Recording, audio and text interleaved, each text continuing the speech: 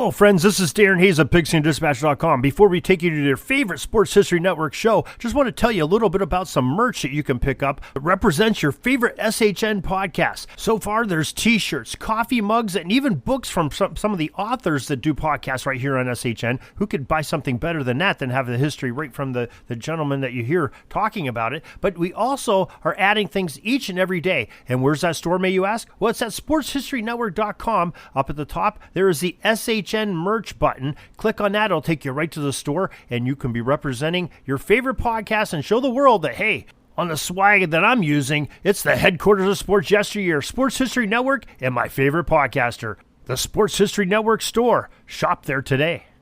Now it's time to take a sports break, a look at sports history on a daily basis.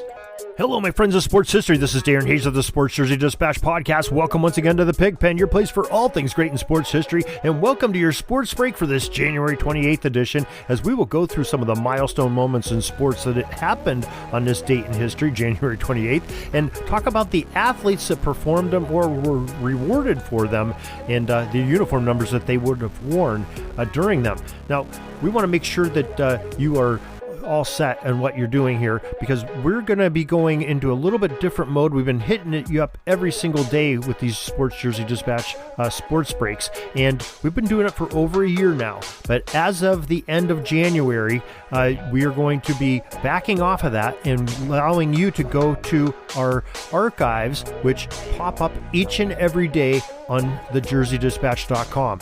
Also, you can find them by our newsletter. It comes out every single day, and it's really easy to subscribe to. All you have to do is go to the show notes of this very podcast or the top of jerseydispatch.com and become an email subscriber, or pigskindispatch.com. And every day, 6:30 a.m. Eastern, you will get an email, and you'll see the links there for what the dailies of Jersey Dispatch are and Pigskin Dispatch, and there's accompanying archived podcast episodes with those, that you'll know what the history of each day was, both in the football realm of sports history and the general sports history of uniform numbers and uniforms. So we invite you to do that. And in the meantime, we are going to be changing how many podcasts we're doing. We're going to try to be having this podcast come out twice a week and Pigskin Dispatch twice a week. So to cover much of your week with new episodes and a little bit different directions, but this on this day stuff you can definitely find there.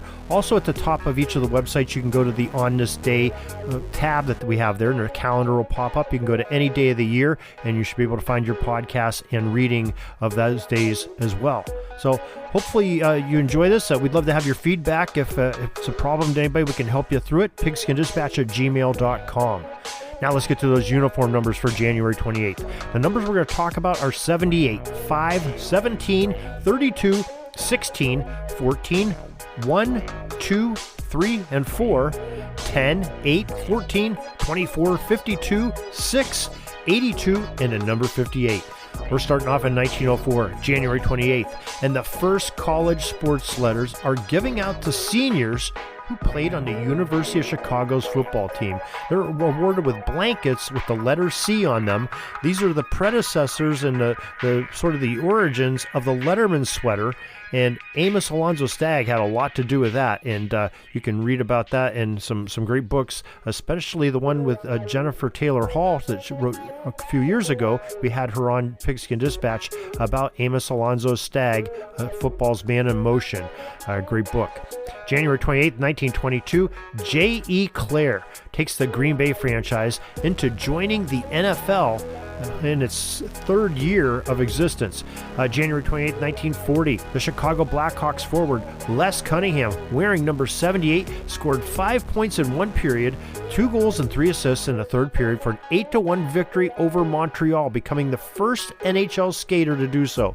It is one of the greatest 10 minutes and 4 seconds in individual hockey history, and let alone sports history, as the record stood all the way until the 1978 season. 38 years that survived. Quite a performance by Mr. Les Cunningham. January 28, 1943, speaking of the Blackhawks, one of their roster members made history exactly 3 years later in 1943. Sweater number 5, Max Bentley, slapped home 4 goals and added 3 assists for a total of 7 points in a game against the New York Rangers, as Chicago streaked to a 10-1 victory on this day on the ice of Chicago Stadium before a crowd of over 7,500. Max played center while his brother Doug Bentley was a winger on the same line and put the puck between the pipes himself in this great 10-1 victory. Now, we can go to 1954 on the 28th of January, and quarterback Bobby Garrett, who wore number 17 for the University of Stanford, became the first pick in the 1954 NFL Draft by the Cleveland Browns. On January 28, 1960, the NFL announced that the Dallas Cowboys in 1960 and the Minnesota Vikings in 1961 franchises would be taking the field as part of the National Football League. January 28, 1969, USC running back number 32 O.J. Simpson became the first pick of the 1969 NFL Draft, taken by the Buffalo Bills. Remember, O.J. Simpson was the Heisman Trophy winner just a year earlier.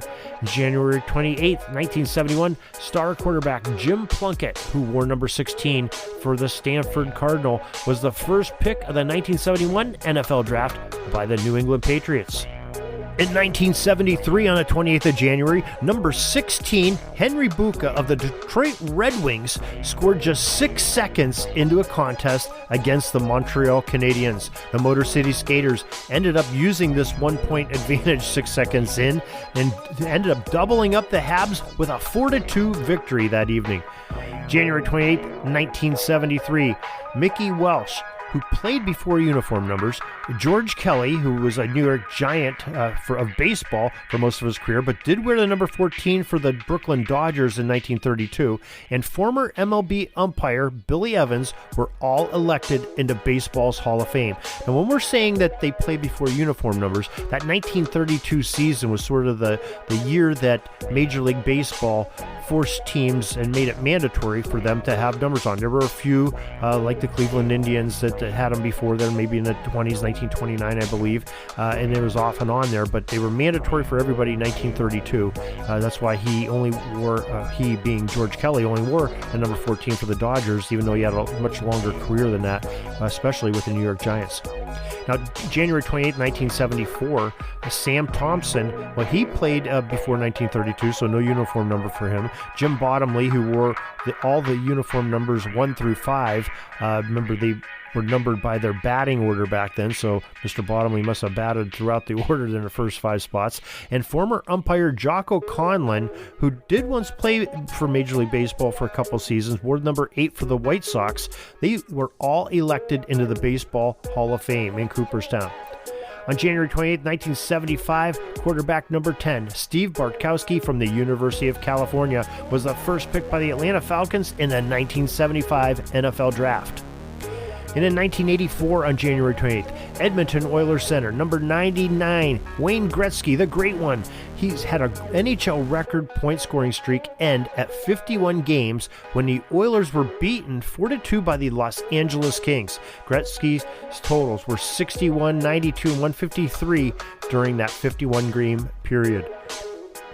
January 28, 1988, Denver Nuggets point guard number 14, Michael Adams, takes his record streak to 79 consecutive games with at least one 3-point field goal in a 117-102 loss against Indiana at Market Square Arena, and the streak ended the very next game for the Denver Nuggets. That same day, on January 28th, 1988, the New York Rangers number 16, Marcel Dion, scores a second-period power play goal in a 5-2 win in Philadelphia. He became the first player in National Hockey League history to get 20 goals in each of his first 17 seasons. That's showing some production there. And it seems like we are talking about number 16 a lot today. January 28th, 1990, we talk about a number 16 again. This is Super Bowl 14 in Louisiana Superdome in New Orleans, and the San Francisco 49ers number 16, Joe Montana, becomes the MVP of that Super Bowl contest as the Niners defeated the Denver Broncos by the score of 55-10. Montana was all over it, throwing to his receivers, including one Jerry Rice.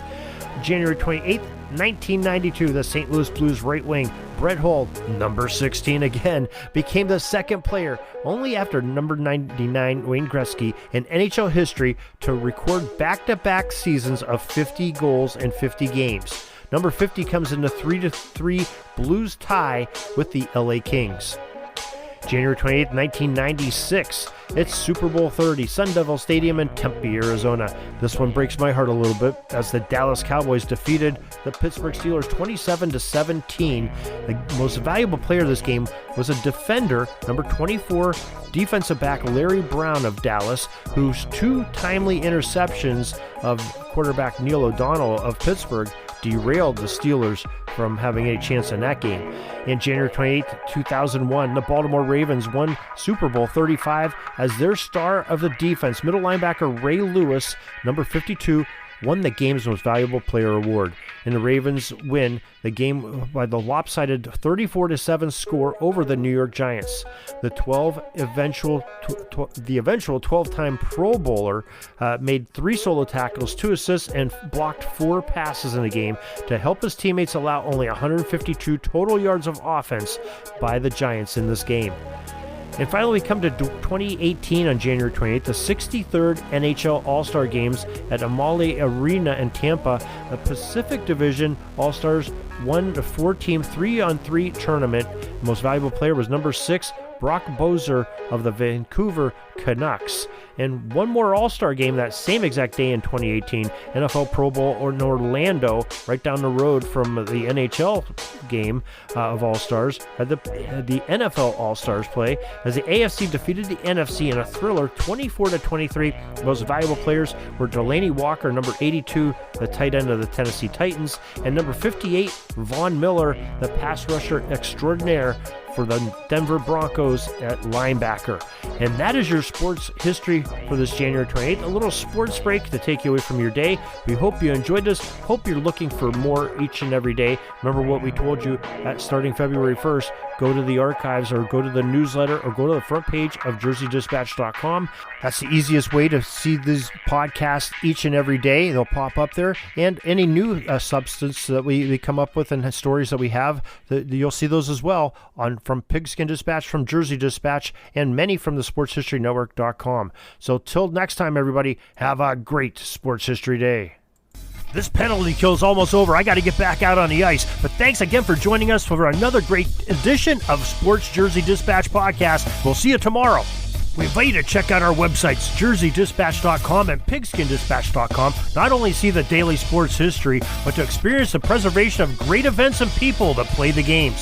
Find us on Pigskin Dispatch. It's also on social media outlets of Facebook, Twitter, Instagram, and don't forget the Pigskin Dispatch YouTube channel. You get all your daily sports history. Pigskin Dispatch is happy to be associated with the Sports History Network, the sports headquarters of yesteryear, found at sportshistorynetwork.com. This podcast is part of the Sports History Network, your headquarters for the yesteryear of your favorite sport. You can learn more at sportshistorynetwork.com.